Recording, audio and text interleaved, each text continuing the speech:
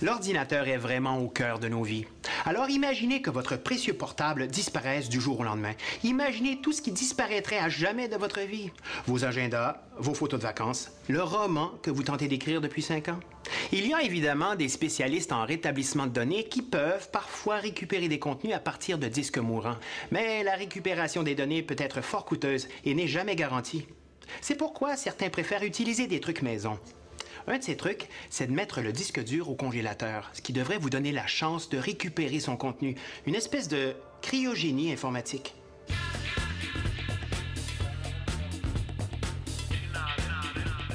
Le disque dur représente la mémoire à long terme de l'ordinateur, comparable à celle de notre cerveau.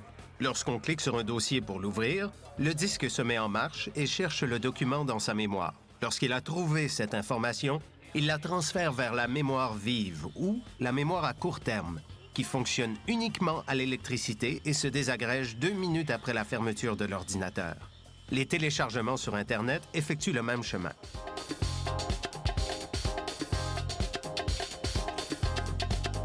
Les disques durs ne sont pas à toute épreuve. Il arrive qu'un disque dur subisse ce qu'on appelle dans le jargon informatique la mort subite du disque dur. Du jour au lendemain, et ce, sans préavis, le disque dur sur lequel sont stockées toutes les informations et données importantes ne fonctionne plus.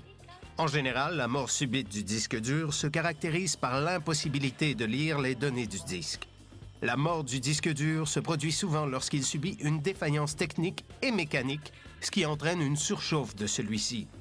Il serait donc logique qu'une exposition au froid puisse le faire sortir de sa torpeur. Mais est-ce vraiment le cas? Quand on voit qu'un disque dur commence à avoir la misère, mais qui n'est pas encore totalement mort, ça peut être de mettre de la glace sur l'ordinateur où est-ce que le disque dur est.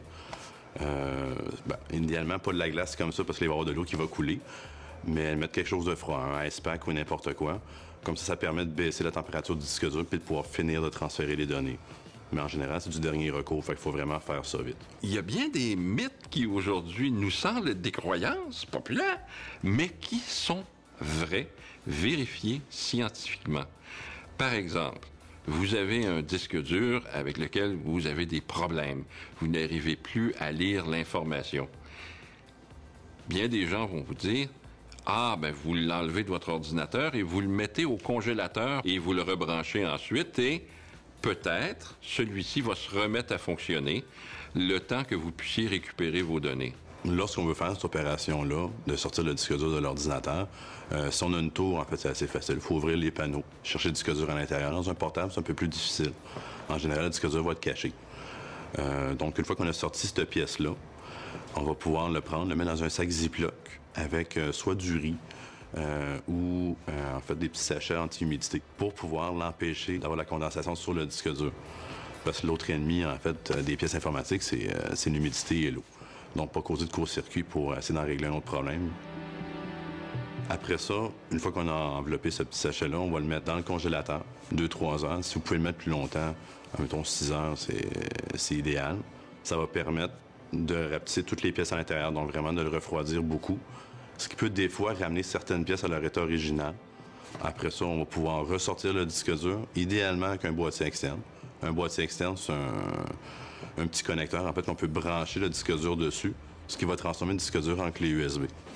Donc, sur un autre ordinateur qui serait déjà allumé, on pourrait brancher ça directement, pouvoir finalement copier des données plus rapidement, sans avoir à attendre que l'ordinateur démarre au complet. Donc, on sauve des minutes à ce niveau-là qui seraient importantes si on veut récupérer certaines données. De nos jours, l'ordinateur portable est de plus en plus présent dans nos vies.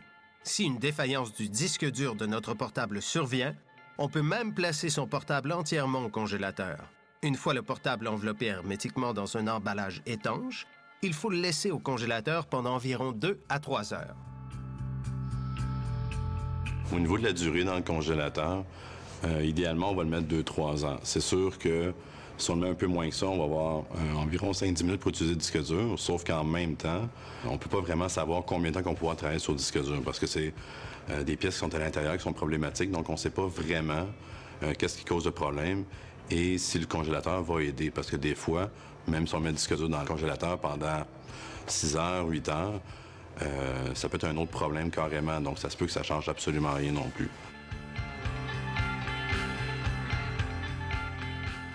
La méthode de congélation est donc une technique réellement efficace. Mais idéalement, elle doit être utilisée en dernier recours, car elle va signer l'arrêt de mort de votre disque dur. Il va revenir à la vie pour quelques heures seulement et ensuite, il va rendre son dernier souffle. Au niveau de l'avenir de l'informatique, au niveau des données, on risque de plus avoir besoin de mettre les disques durs dans le congélateur parce qu'on s'en va vers des nouvelles technologies. Des technologies, en fait, où est-ce que les disques durs n'ont plus de pièces mobiles à l'intérieur. Donc, un peu comme des clés USB, mais de grande capacité, de grande vitesse.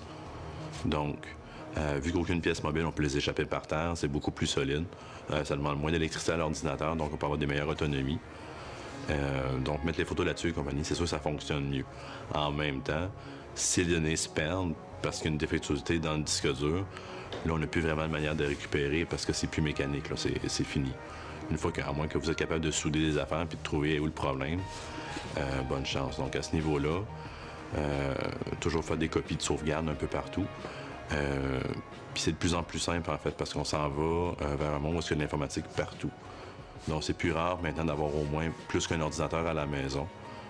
Donc, si vous avez vos photos sur les deux ordinateurs en même temps, s'il y en a un des deux qui casse, on les a toujours sur l'autre. Donc, comme ça, la redondance s'impose un peu d'elle-même avec le futur.